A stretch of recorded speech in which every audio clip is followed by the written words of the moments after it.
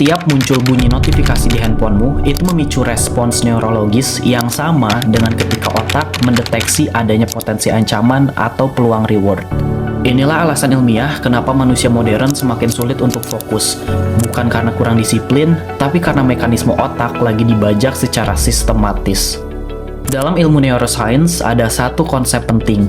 Attention is a limited cognitive resource. Artinya, perhatian manusia itu terbatas. Setiap kali handphonemu berbunyi, bunyi itu bukanlah sekedar suara. Itu adalah stimuli eksternal yang memaksa otak untuk mengalihkan fokus, bahkan jika kamu tidak meresponnya. Hari ini kita bahas secara ilmiah bagaimana notifikasi bisa membentuk pola kecanduan, merusak kemampuan konsentrasi, merusak kemampuan deep work, dan bagaimana sistem saraf kita menanggung bebannya.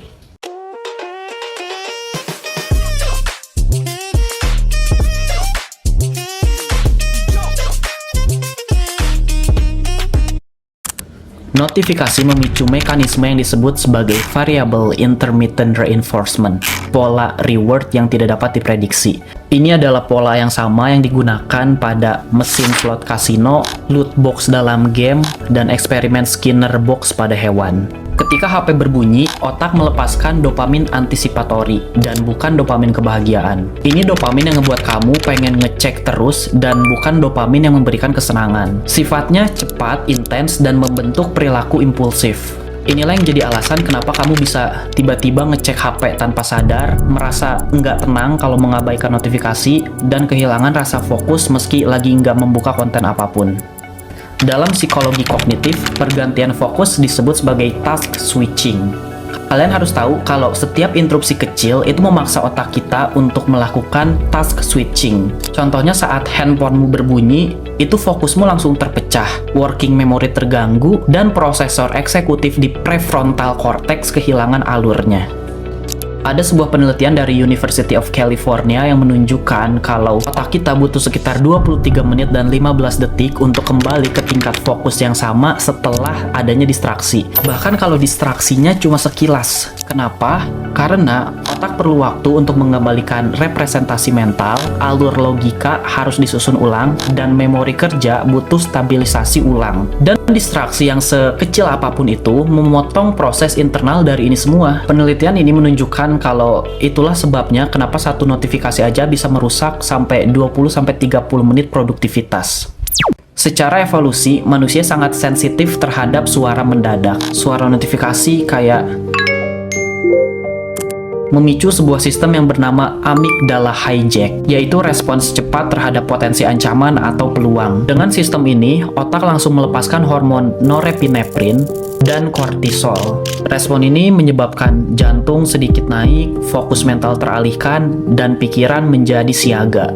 Bayangin kalau itu terjadi puluhan kali dalam sehari. Kamu hidup dalam kondisi hypervigilance ringan. Kondisi di mana kamu siaga terus dan nggak pernah benar-benar tenang. Hal-hal yang akan timbul dari hypervigilance ringan ini, kamu akan merasakan sulit untuk berkonsentrasi, kecemasan naik terus, mudah lelah, sulit tidur, dan kemampuan deep thinking kamu akan menurun.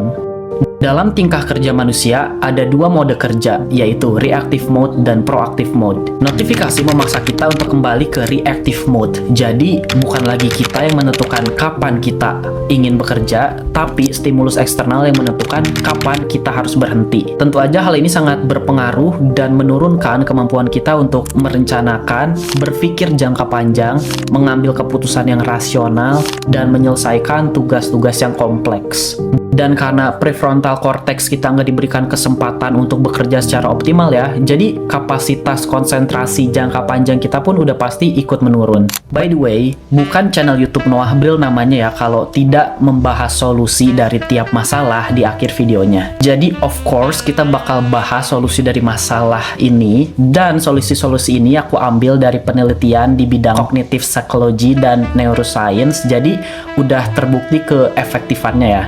Oh ya, buat kalian yang mau baca artikel atau penelitian di bidang ini, di bidang cognitive psychology and neuroscience dan hal yang berkaitan tentang fokus dan bagaimana itu semua bagaimana distraksi itu mempengaruhi fokus kita, aku taruh link-link artikelnya di deskripsi video. Jadi kalau habis nonton video ini kalian penasaran mau baca artikel-artikel tersebut, bisa lihat aja di link di deskripsi video aku. Oke? Solusi pertama, nonaktifkan 90% notifikasi. Matikan semua notifikasi kecuali notifikasi yang penting kayak panggilan atau pesan dari orang-orang tertentu atau notifikasi yang berhubungan dengan pekerjaan. Hal ini terbukti bisa menurunkan beban kognitif hingga 47%. Gunakan mode Do Not Disturb saat bekerja. Blokir total semua distraksi eksternal agar kamu bisa fokus saat bekerja. Jauhkan handphone dari jangkauan. Out of sight, out of mind. Neuroscience membuktikan kalau HP yang terlihat itu menyebabkan aktivasi korteks prefrontal kita menurun. Sedangkan HP yang tidak terlihat membuat fokus menjadi lebih mudah. Atur jadwal untuk cek notifikasi.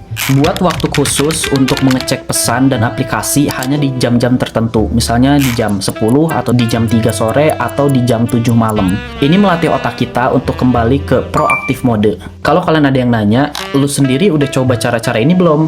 Jawabannya udah teman-teman. Sekarang aku tiap mau deep work ya, aku pasti masukin handphone aku ke dalam lemari dan itu bener-bener efektif banget loh. Jadi aku jadi bisa kerja dengan lebih fokus, lebih lama durasinya, dan jadi nggak gampang bosen. Dan aku juga sekarang cek sosial media cuma di jam 10 pagi, jam 3 sore, dan jam 7 malam. Sama kalau mau tidur sih kadang aku ngecek juga. Sebagai closingan video ini, aku mau bilang kalau kita gagal fokus bukan karena kita kurang disiplin. Kita gagal fokus karena otak manusia emang nggak didesain untuk menghadapi ratusan interupsi setiap harinya. Dengan memahami mekanisme ilmiah ini, semoga kamu bisa mengambil kembali kapasitas paling berharga dalam hidup, yaitu kemampuan untuk memberi perhatian.